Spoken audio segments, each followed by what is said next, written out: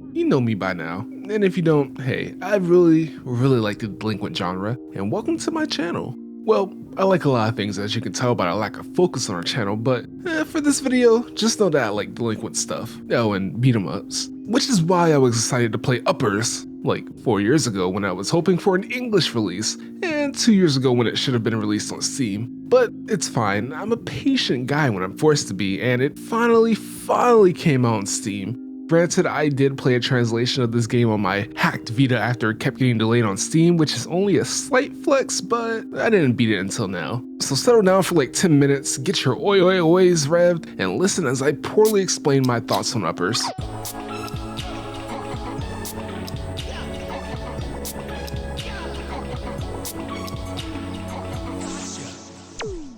So I'm not one to baselessly speculate about why in the world it got delayed. I'll leave that to the wasteland, also known as the YouTube comments. Plus, I'm not young gay or anything. News reporting isn't really my thing, but there was a hint about the delays. According to Marvelous's Twitter, they ran into issues with development and performance issues, so what most likely happened is that they had some really bad slowdowns and couldn't get it out in their original time frame. Why it took so long after that? I don't know, maybe they just lost interest or something? But whatever, it's time to talk about the actual game. So the story is pretty simple. There's this island called Last Resort where their currency is beating the taste out of each other. If you want to make it big here, you either have to be extremely strong or extremely hot, but I'll come back to that later. In Last Resort, it isn't a matter of if you'll be fighting, rather when you'll be fighting. You got sent to the hospital?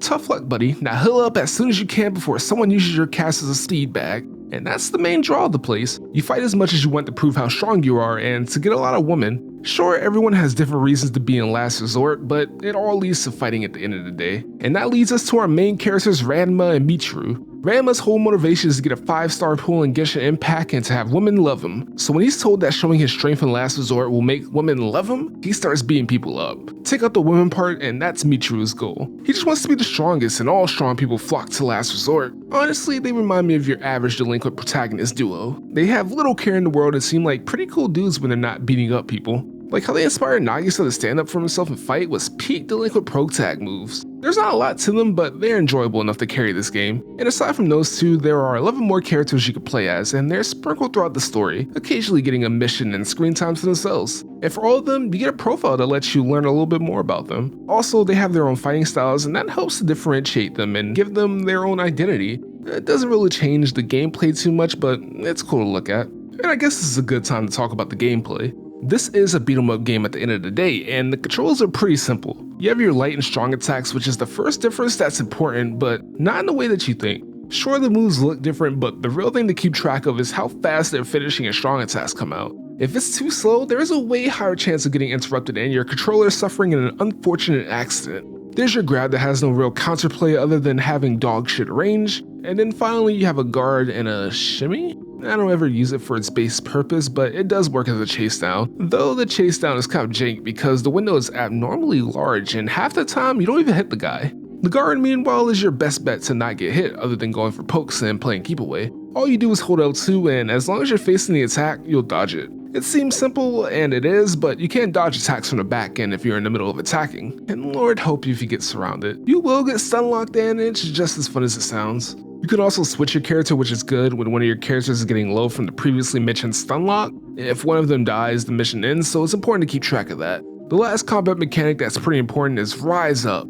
I'm not sure if it actually increases your damage, but I feel like it does, and that's good enough for me. But what I do know is that your combo is longer, and when you finish it off, you can press a button and perform an upper rush, where you beat on your enemy like a drum and a lot of numbers go up on the screen and it makes me feel good. In fact, there are so many numbers I could barely tell what animation is happening. It's kind of like Guilty Gear Strive. You mash to do more damage and you can switch characters in the middle of it to do even more damage, but it'll end the Rise Up. And that's really it for the combat. It's pretty simple while being enjoyable because you'll get worked over for mashing a lot. There are bosses though, and it does have an extra layer of difficulty, largely stemming from the fact that the bosses can do everything that you can do. They can dodge like you, and they also go into Rise Up, but I truly didn't notice the damage difference because I never look at my health until it's too late. Also, you can't hold dodge against them. Instead, you have to press it right before you get hit for it to work. But even though I've talked about all the combat has to offer, I'm not even close to done talking about the gameplay. Shoot, combat might not even be the main driving force of the gameplay. Because you see, I may have said that violence was the driving force of men in the last resort, but women are the raison d'etre. They are your lifeblood and your path to true strength. They want you to beat a man up? You ask them if they want that scum dead or alive. They want you to run on the wall like a monkey?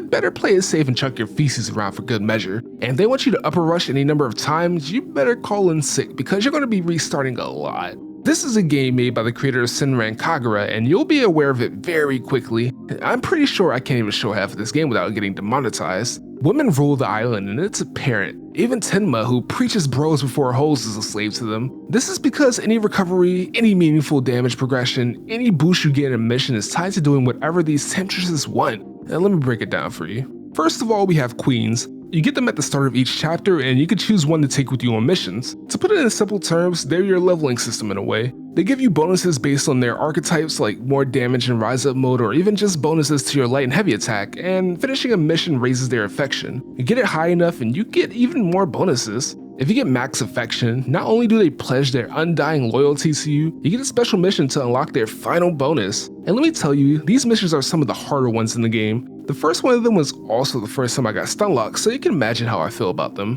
One more thing about the queens. When you reach a threshold, aka when you get a new bonus, there's a little scene, which is more annoying than anything. It's like a little photo shoot I didn't ask for. I'm pretty sure you can't even skip it. Oh wait, I almost forgot. When you get to 0 health, there's a chance that your queen saves you from a game over by way of fan service. I will say that I've been saved by it a couple of times. And then we have the mission girls, the ones that ask for requests, the ones that will decide whether you live or die and get SS rank or not. This is how it works. You run around looking for a crowd of girls who will give you a request. Sometimes they have a time limit and sometimes they won't. And then you'll pray to God to give you a love letter. All in all, I like the way it works. They usually set you up in a way where you can always do the request as long as you see it in time, and the time limit is pretty generous when there is one. It's a nice change of pace that dissuades you from just punching people all the time. Well, you still do that, but at least a hot girl likes it when you do it. If there was no crowd of girls mechanic, the game would be pretty boring at times. It's also the biggest reason to actually replay the missions, and probably why the missions are pretty short actually. Part of getting 100% on a level is getting all of the love letters, which is what you get from completing a request. It also recovers your health, which is pretty cool too. The thing is though, is that as far as I could tell, it's completely random if you get a letter. Sure, you can get buffs and there's one where you get a free rise up after a fan service cutscene, but those don't give you one 100% of the time. And of course, without fail, the one girl that won't give me her love letter is always some upper rush BS. I hate it so much. It's a game of spamming a long ass combo and hoping that you don't get hit in the middle of it because the guy that you were going to use it on is now a pile of mush on the ground, and it's a struggle. I think I spent 30 minutes trying to get just one love letter that had me upper rushing to hell and back. It's quite enjoyable.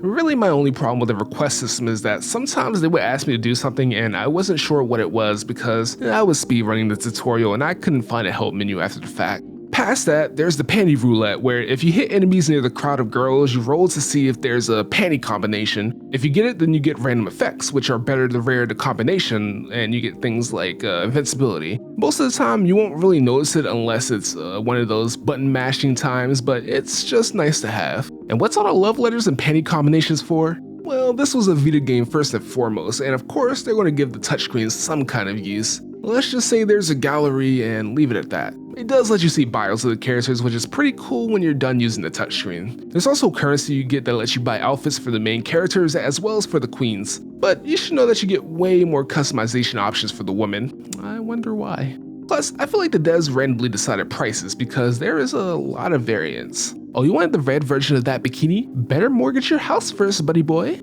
I think I love this game. It's a lot of fun and the story is pretty funny when it wants to be. I ended up liking a lot of the characters because it really is just about fighting people and getting women. It actually reminds me of Kenka Bancho in a lot of ways. The addition of the request system helped spice things up and break up the monotony of a beat 'em up a little bit. I can see the fan service being too much for some people, but I love it for how over the top it all is. Plus, the music is pretty great. Gets me all fired up to beat people up. But be warned though, as I'm making this video, there are some bugs here and there.